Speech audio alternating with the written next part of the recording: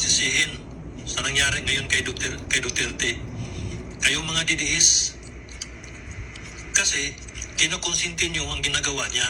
Kaya naman siya, tuloy-tuloy lang. Parang nabingi siya sa mga sigawan nyo.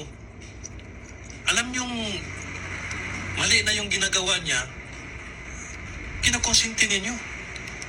Pagkatapos karon mag-iiyakan kayo, bakit nagagalit kayo, bakit siya tinano sa isisi? Kayong nagtulak sa kanya yan na magkasala. Puro kayo palagpakan, puro kayo go lang tayo, go. O ano ngayon? Dapat sinabihan nyo na siya noon na wag ganyan ang gawin. Tulad sa amin. Kasi ayaw namin siyang makulong, ayaw namin siyang magkasala. Pero kayo, gusto nyo ipapatay lahat ng mga, kunwari, di pa nga napatunayan sa korte, pinapapatay na. O, ngayon, sinong nag-tiis ngayon? Sinong, di ba, ang Pangulo?